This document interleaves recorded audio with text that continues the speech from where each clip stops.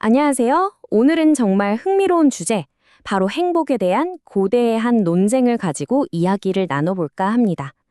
만약 우리가 지금껏 행복이라고 생각해 왔던 게 사실 행복의 아주 작은 일부에 불과하다면 어떨까요? 자, 여러분은 어떻게 생각하세요? 모든 행복은 다 똑같은 걸까요? 아니면 혹시 더 높고 더 깊은 차원의 행복이라는 게 따로 존재할까요? 이게 바로 오늘 우리가 함께 풀어볼 이야기의 가장 핵심적인 질문입니다. 자, 그럼 오늘의 이야기 속으로 들어가 볼까요? 두 명의 주인공이 등장합니다. 한 명은 목수인 반짝강가, 그리고 다른 한 명은 우다이 비구인데요. 이 두 사람이 느낌, 그러니까 팔리어로 외다나에 대해서 아주 흥미로운 의견 차이를 보입니다. 보시면 이 논쟁의 핵심이 바로 여기에 나와 있는데요. 우다이 비구는 부처님께서는 분명히 즐거운 느낌, 괴로운 느낌, 그리고 괴롭지도 즐겁지도 않은 느낌, 이렇게 세 가지를 가르치셨다고 주장합니다.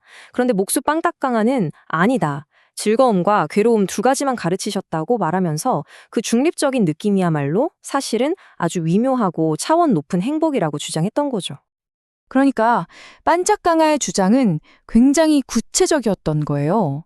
그저 아무렇지도 않은 밋밋한 상태가 아니라 그 고요함 자체가 대단히 수준 높은 행복의 한 종류라고 본 거죠. 정말 흥미로운 관점이지 않나요?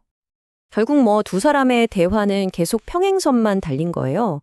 서로 자기 주장만 하다가 누구도 상대를 설득하지 못하고 대화가 끝나버렸습니다. 그리고 바로 이 해결되지 않은 상황이 이제 더 큰 지혜를 구할 계기가 됩니다. 이 재미있는 논쟁을 옆에서 가만히 듣고 있던 분이 있었어요. 바로 아난다 존자였죠. 아난다 존자는 이 문제를 들고 직접 부처님을 찾아가 여쭤보기로 합니다. 그런데 부처님의 대답은요, 이 두 사람이 생각했던 것보다 훨씬 어마어마하게 넓은 관점을 보여줍니다. 정말 뜻밖의 가르침이었죠. 이야, 정말 놀랍지 않으세요? 부처님께서는 느낌을 두 가지, 세 가지로만 말씀하신 게 아니었어요. 때로는 5, 6가지로, 또 어떤 때는 10발 36가지, 아니 무려 108가지 방식으로도 설명하셨다는 거예요. 이걸 보면 반짝간가와 우다이 비구의 논쟁이 얼마나 작은 틀 안에 갇혀 있었는지 알 수 있죠. 자, 그럼 부처님이 말씀하신 이 행복의 여러 얼굴들, 그 단계들을 한번 차근차근 따라가 보시죠. 우리에게 가장 익숙한 행복부터 시작해 볼게요. 이게 바로 우리가 가장 잘 아는 행복, 까마숙항, 바로 감각적 즐거움입니다. 눈으로 아름다운 걸 보고, 귀로 좋은 음악을 듣고, 혀로 맛있는 걸 먹을 때 느끼는 그런 즐거움 말이에요. 물론 부처님도 이런 행복을 부정하진 않으셨어요. 하지만 이게 행복의 끝이 아니라고 분명히 말씀하셨죠. 그렇다면 이런 감각적인 즐거움이 우리가 누릴 수 있는 최고의 행복일까요? 부처님의 가르침에 따르면 정답은 아니오입니다. 이것과는 비교할 수 없을 정도로 훨씬 더 뛰어나고 수승한 행복이 존재하거든요. 부처님께서는 이보다 더 뛰어나고 수승한 행복이 있다고 말씀하시면서 우리에게 더 높은 차원으로 가는 문을 열어주신 거죠. 자, 그럼 지금부터 그 더 높은 차원의 행복이 대체 무엇인지 함께 탐험해 보겠습니다. 그 더 높은 행복으로 가는 사다리가 바로 선정, 팔리어로는 자나라고 불리는 깊은 명상 상태입니다. 마음이 고요하게 한 곳에 집중되면서 경험하는 아주 특별한 기쁨이죠. 보시는 것처럼 제1선부터 제4선까지 있는데요. 이 단계들은 감각적인 욕망에서 완전히 벗어났을 때 찾아오는 그런 기쁨이에요. 한 단계 한 단계 올라갈수록 행복은 점점 더 맑고 섬세해지고 마음은 더 깊은 평화 속으로 들어갑니다. 자, 그런데 여기서 끝이 아닙니다. 이 선정의 단계를 넘어서면 행복은 훨씬 더 미세하고 추상적인 차원으로 들어가요. 마치 내가 무한한 공간 그 자체가 되거나 무한한 의식과 하나가 되는 듯한 그런 경험에서 오는 고요함, 그런 행복인 거죠.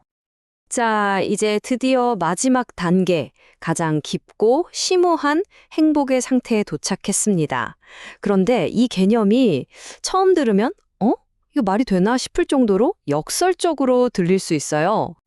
바로 상수멸, 팔리어로는 산야 외다 이따니로다. 라고 하는데요. 이건 말 그대로 인식과 느낌이 모두 완전히 사라진 상태를 말합니다. 즐거움, 괴로움 같은 건 물론이고 그 어떤 종류의 느낌조차 일어나지 않는 궁극의 경지인 거죠. 아마 다들 똑같은 생각이 드실 거예요. 아니, 느낌이 없는데 어떻게 그게 행복일 수가 있죠? 우리가 보통 행복을 좋은 느낌이라고 생각하잖아요. 이 질문에 대한 부처님의 대답이 정말 이 모든 이야기의 정점이라고 할 수 있습니다. 바로 이 말씀입니다. 부처님께서는 행복을 즐거운 느낌이라는 좁은 상자 안에 가두지 않으셨어요. 그러니까 행복이라는 건 그냥 기분 좋다는 느낌에 갇혀 있는 게 아니라는 거죠. 그보다 훨씬 더 큰 개념으로 모든 괴로움의 원인이 사라진 완전한 자유와 평화, 그 자체를 행복이라고 부르신 겁니다. 그러니까 오늘 이야기의 핵심을 딱 한 문장으로 정리하면 이거예요. 진정한 최상의 행복은 느끼는 게 아니라 그 모든 느낌을 넘어서서 도달하는 완전한 평화라는 것. 모든 마음의 파도가 완전히 잠잠해진 고요한 바다와 같은 상태. 그것이 바로 궁극의 행복이라는 가르침입니다. 자, 이렇게 오늘 이야기를 마무리하면서 여러분께 마지막으로 질문 하나를 드리고 싶어요. 오늘 우리가 나눈 이야기의 관점에서 봤을 때 혹시 여러분의 삶에서 이런 감각적인 즐거움을 넘어선 어떤 고요하고 깊은 행복의 순간을 경험해 보신 적이 있나요? 한번 조용히 생각해 보시면 어떨까요?